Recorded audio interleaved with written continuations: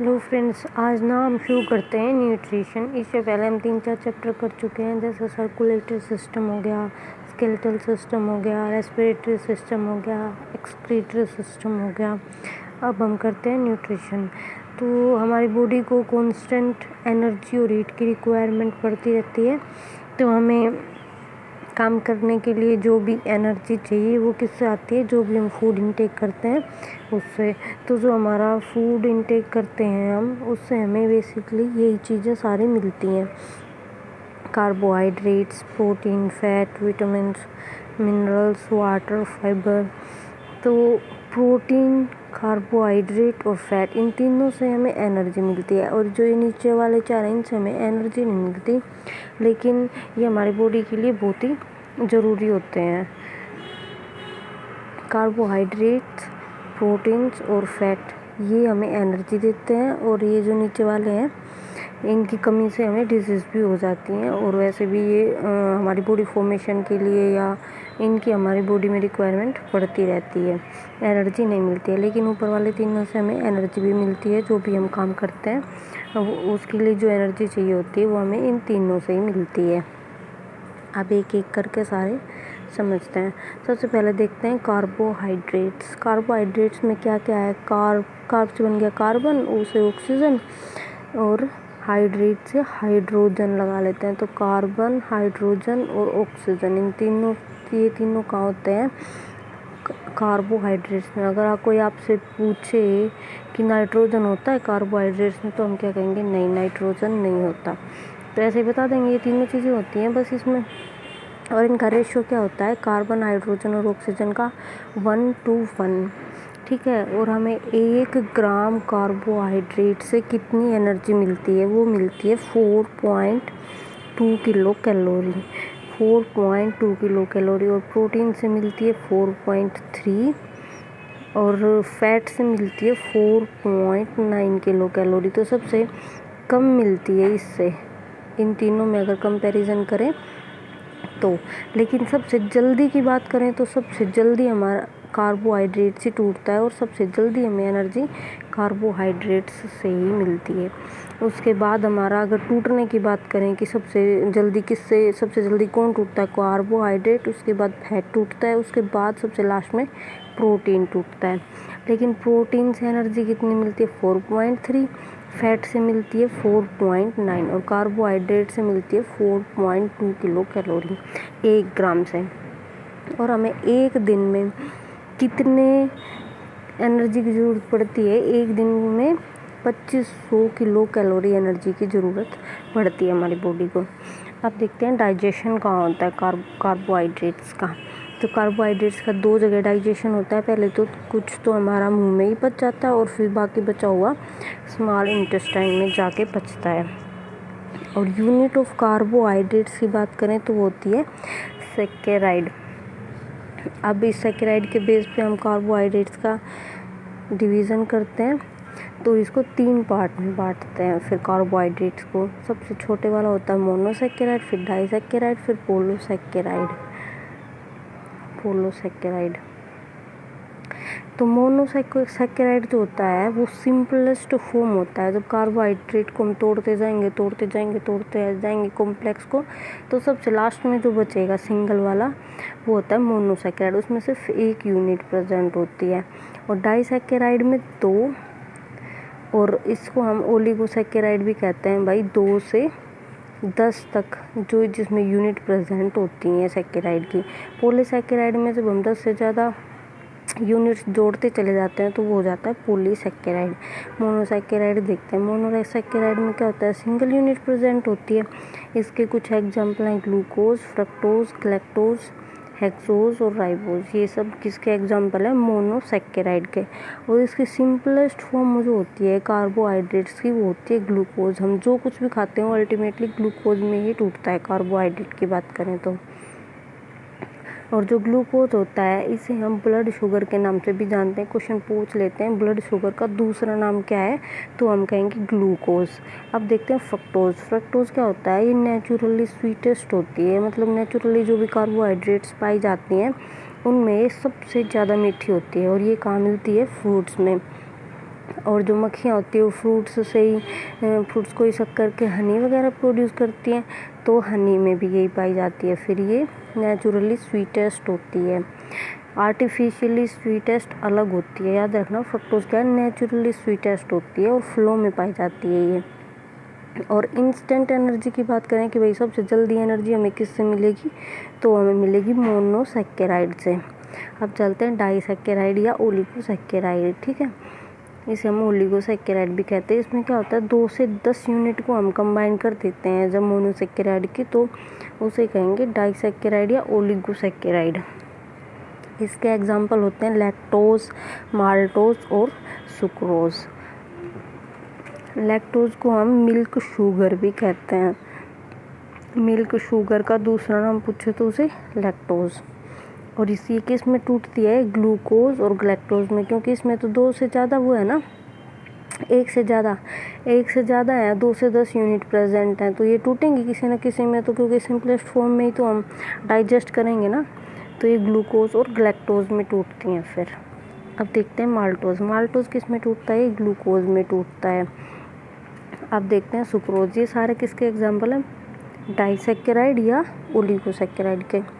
जो सुक्रोज होती है ना, इसे हम टेबल शुगर भी कहते हैं। जैसे चीनी है ना, टेबल शुगर, वो कौन सी होती है, सुक्रोज होती है। ग्लूकोज और फ्रक्टोज में टूटती है और ये गन्ने में पाई जाती है, गन्ने से ही तो फिर चीनी बनती है ना।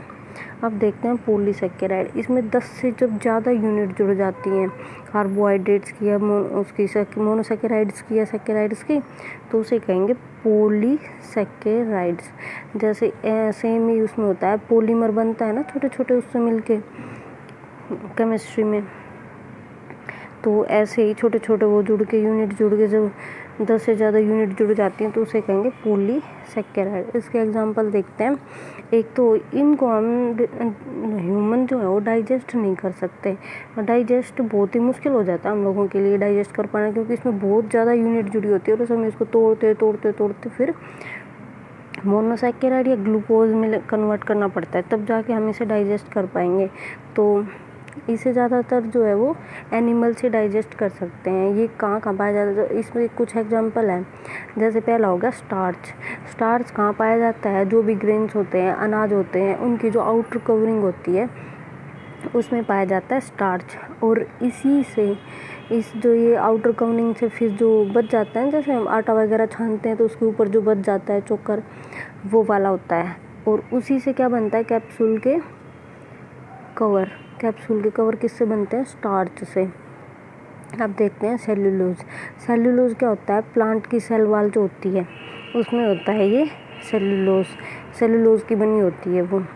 हम इसे डाइजेस्ट नहीं कर सकते लेकिन एनिमल्स कर सकते हैं, लेकिन एक एक्सेप्शन है, पिग। ठीक है, और जो नोट होते हैं, पेपर, क्लोथ्स, ये सब सेल्यूलोज के बने होते हैं। इनमें फाइबर्स होते हैं, ऐसे रेसे से होते हैं, जैसे हम पेड़ की छाल भी उतारते हैं ना, उतारेंगे तो वैसे लाइन से में उतरेगी। तो ये क्या होते हैं, फाइबरस होते हैं नेचर में। अब तीसरा हो गया चिटिन काइटिन बोलते हैं इसे। काइटिन जो है इंसेक्ट्स की जो कवर होती है, जैसे मछली के ऊपर हो गया, कॉकरोच के ऊपर हो गया, जितने भी कीड़े मकोड़े होते हैं उनके ऊपर एक चिकनी सी परत होती है ना, वो किसकी बनी होती है, काइटिन की। ये क्या है, पॉलीसैकेराइड है। ये भी पॉलीसैकेराइड है और ये भी पॉलीसैकेराइड है। अब देखते हैं, एक मेटाबॉलिज्म होता है हमारे शरीर में। मेटाबॉलिज्म क्या होता है, इसमें 2 प्रक्रिया होती हैं, उन दोनों को मिला के ही हम मेटाबॉलिज्म कह देते हैं। जैसे एक होता है एनाबॉलिज्म, एक होता है कैटाबॉलिज्म। कैटाबॉलिज्म से मतलब काटना, याद रखना, मतलब उसको डिवाइड करना छोटे छोटे उसमें। एनाबॉलिज्म में क्या होता है, जोड़ते हैं हम 2 से ज़्यादा चीज़ों को, जैसे कार्बोहाइड्रेट्स हो गया, प्रोटीन्स, फैट का फॉर्मेशन होता है, वो एनाबॉलिज्म कहते हैं। एनाबॉलिज्म में क्या होता है, जैसे 38 ATP होते हैं, 38 ATP के मॉलिक्यूल जुड़ के फिर एक ग्लूकोज बनाते हैं। तो वो छोटे छोटे ग्लूकोज ये तो क्या होती है, सिंपलेस्ट फॉर्म होती है कार्बोहाइड्रेट की। तो ये क्या हो गया, एनाबॉलिज्म हो गया। और 20 जब हम अमीनो एसिड जोड़ते हैं तो एक प्रोटीन बनता है, तो ये भी क्या हो गया, हमारा एनाबॉलिज्म हो गया। सेम हमारा फैट हो गया। तो ये सारी चीज़ें किसका एग्जाम्पल है, एनाबॉलिज्म के। याद रखना, 38 ATP जब जुड़ते हैं तो एक ग्लूकोज बनता है, और 20 अमीनो एसिड जुड़ते हैं तो एक प्रोटीन बनता है। कैटाबोलिज्म में कौन कौन सी चीज़ें आती है? रेस्पिरेशन, इसमें हम तोड़ते हैं। तो तोड़ते किसको? रेस्पिरेशन में जैसे हम इनहेल करते हैं nitrogen, oxygen, carbon monoxide, carbon dioxide, जो भी जितनी भी गैसें होती हैं वो सब इनहेल करते हैं। लेकिन हमें ज़रूरत किस चीज़ की है? ऑक्सीजन की, तो ऑक्सीजन को अलग कर लेते हैं, बाकी सारी चीज़ों को अलग करके बाहर वापस कर देते हैं। इसी तरीके से डाइजेशन में होता है। डाइजेशन में जैसे हमने पॉलीसेकेराइड खाया है कुछ भी, तो उसको फिर तोड़ेंगे डाइसेकेराइड या ओलिगोसेकेराइड में, फिर मोनोसेकेराइड में, ऐसे तोड़ते चले जाते हैं और सिंपलेस्ट फॉर्म बना के फिर उसे डाइजेस्ट करते हैं। तो कैटाबोलिज्म में क्या हो गया? तोड़ते हैं। और एनाबोलिज्म में क्या हो गया? जोड़ते हैं। जैसे 20 अमीनो एसिड को जोड़ा और 38 ATP ऑफ मोलिक्यूल्स को जोड़ के, एनर्जी के मोलिक्यूल्स को जोड़ के एक ग्लूकोज बना था। तो ये मेटाबॉलिज्म हो गया। तो इन दोनों को मिला के हम क्या कह देते हैं? मेटाबॉलिज्म। तो ये क्या, दोनों ही चीज़ें हमारे शरीर में बहुत फास्ट होनी चाहिए, एनाबॉलिज्म भी और कैटाबॉलिज्म भी। तो हम क्या कह देते हैं सिंपल कि मेटाबॉलिज्म बहुत जल्दी होना चाहिए। तो मेटाबॉलिज्म के रेट को इंक्रीज़ करने के लिए हमें एंजाइम की ज़रूरत पड़ती है। तो एंजाइम देखने वाले एंजाइम्स क्या होते हैं? बायोकैटलिस्ट होते हैं। ये क्या करते हैं? मेटाबॉलिज्म की रेट को इंक्रीज़ कर देते हैं। मतलब कंट्रोल करके कौन कौन रखता है? हार्मोन और एंजाइम्स क्या करते हैं? रेट को, मेटाबॉलिज्म की रेट को कंट्रोल करके रखते हैं। अगर हमें इंक्रीज़ करनी है तो एंजाइम को ज़्यादा कर देंगे, और अगर हमें डिक्रीज़ करनी है तो कम करके रखेंगे एंजाइम्स को। जैसे ये पूरा वो होता है प्रोटीन का, वो है एक डायग्राम। तो इसके अंदर इतने में एंजाइम है, इतने में हार्मोन है। तो हम क्या कह सकते हैं? एंजाइम और हार्मोन दोनों प्रोटीन हैं, लेकिन सारे के सारे एंजाइम तो प्रोटीन है, लेकिन सारे प्रोटीन थोड़ी ना एंजाइम है, क्योंकि इतना सा ही तो एंजाइम है ना बस। ये तो कुछ और है, ये कुछ और है। तो ये क्वेश्चन आता है कि all enzymes are protein but all proteins are not enzyme, क्योंकि एंजाइम इतना सा होता है, वो प्रोटीन के अंदर एंजाइम होता है, या हार्मोन प्रोटीन ही होते हैं। मोस्ट अबंडेंट कार्बोहाइड्रेट की बात करें तो वो कौन सी होती है? सेल्यूलोज। ये प्लांट की सेल वाल बनी होती है ना इससे, तो सबसे ज़्यादा अबंडेंट कौन सी होती है? सेल्यूलोज।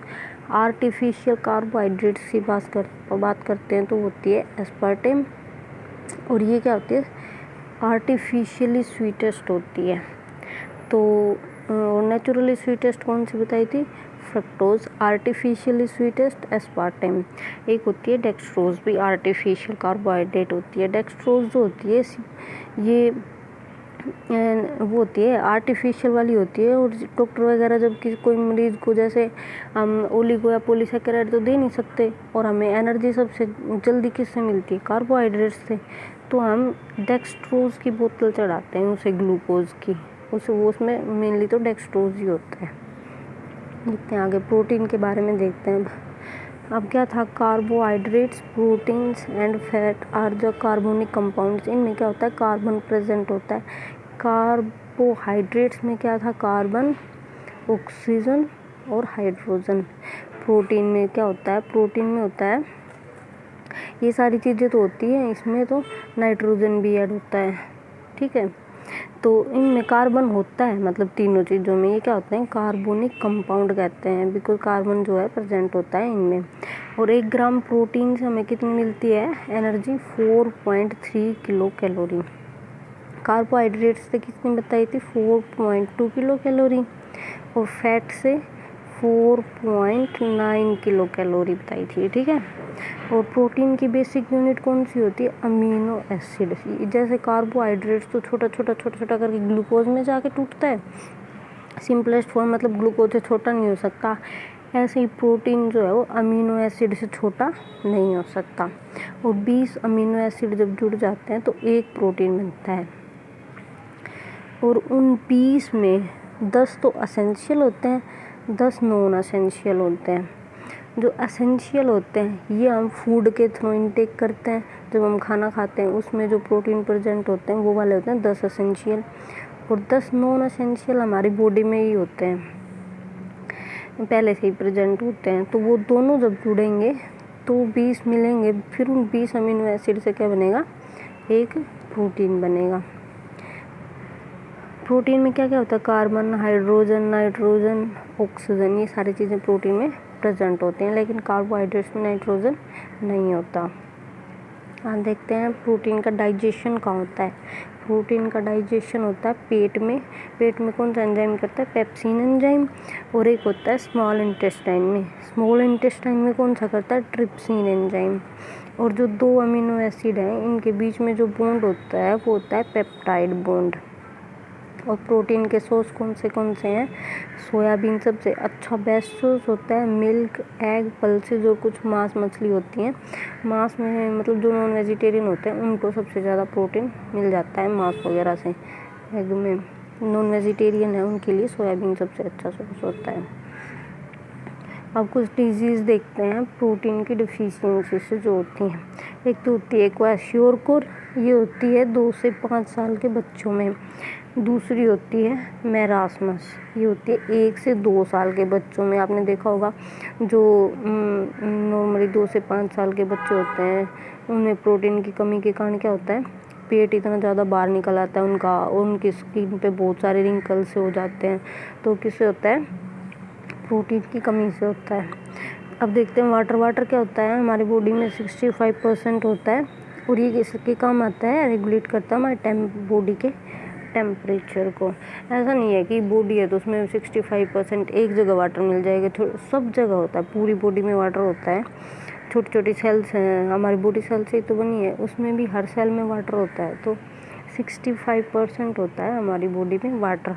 इससे एनर्जी नहीं मिलती, लेकिन इससे काम बहुत सारे हैं। टेम्परेचर को रेगुलेट करके रखता है, और हीट तो एक है टेम्परेचर में, और भी बहुत सारे काम होते हैं इसके, लेकिन इससे एनर्जी नहीं मिलती है। आज के लिए इतना ही रखते हैं। नेक्स्ट में करेंगे हम जो बच गया फैट और विटामिन, नेक्स्ट वीडियो में उसके बाद करेंगे नेक्स्ट चैप्टर। तब तक के लिए थैंक यू।